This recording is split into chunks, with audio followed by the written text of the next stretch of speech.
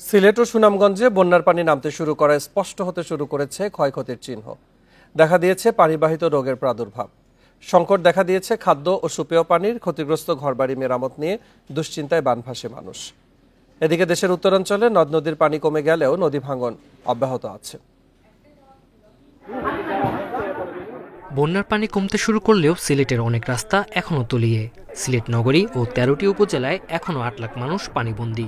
দেখা দিয়েছে পানিবাহিত রোগের প্রাদুর্ভাব। বিশেষ করে শিশু ও বয়স্করা বেশি আক্রান্ত হচ্ছেন।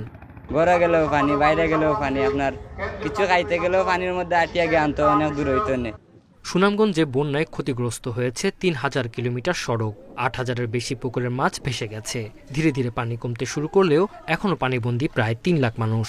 ৫ শতাধিক আশ্রয় কেন্দ্রে আছেন ১৩,০০০ মানুষ।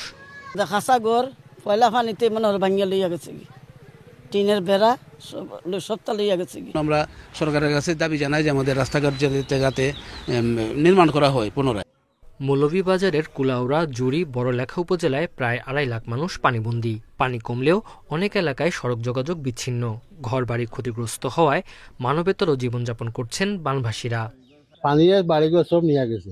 ওইটা একটা ফিশারি অনেক আশা করিয়া করছিল, করিয়া মাছও মারলাম না, মাছ একটু বড় হইতে করি, এখন সব নিয়ে গেছে। বন্যা পরিস্থিতির দিকে আমাদের সতর্ক দৃষ্টি রয়েছে।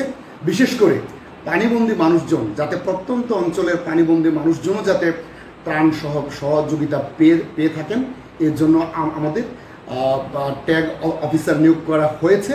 টানা ২ দিন বৃষ্টি না হওয়ায় নেত্রকোনায় নদ নদীর পানি কমেছে। তবে সুপেয় পানি ও খাদ্য সংকটে এখনও দুর্ভোগ পোহাচ্ছেন। 2 দিন ধরে বোঝা আধা পানি কমছে, তাও আমরা আটকে যাইতে পারি না, নৌকা দিয়া যাওয়ার লাগে। উত্তরাঞ্চলে বন্যার পানি নেমে গেলেও ভাঙন আতঙ্কে রয়েছেন কুড়িগ্রাম ও রংপুরের মানুষ।